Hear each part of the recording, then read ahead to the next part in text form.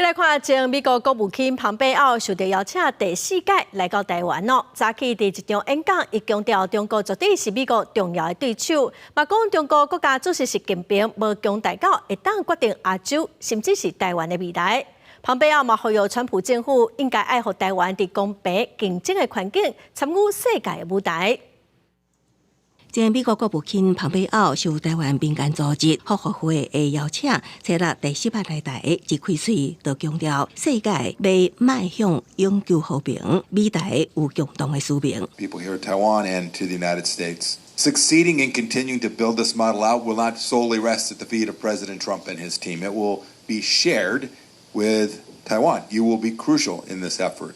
Free nations, especially those in this area, in the Indo-Pacific, must send an unambiguous message to Beijing that you are free, that Taiwan is free, that Taiwan is independent, and it's going to stay that way.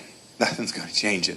早伫美國總統川普確定伫去年7月得到提名了後，9月復合會就開始接觸，最後確定伫美國選舉了後來台。捌是川普任內重要內閣的蓬佩奧認為，川普佇點控的時代，中國絕對是美國重要的對手。也毋過也再指出表示，習近平絕對袂當決定亞洲甚至是台灣的未來。We referred to them as an adversary, right? This language mattered. It was hard fought. A bunch of us were in there arguing for even stronger language, but we made clear that this was something that posed a substantive risk to the United States in real time.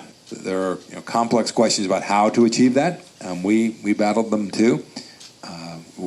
Much like Taiwan, we had a significant piece of our economy tied directly to activity inside of China, and so you have economic considerations that bear on this as well. 對台灣伫國際地位定予中國打壓，蓬佩奧是呼籲川普政府應該予台灣伫公平競爭的環境中參與世界舞台，不管是學術商業，甚至政府甲政府之間，攏有更較親密的接觸。公視新聞採訪報道。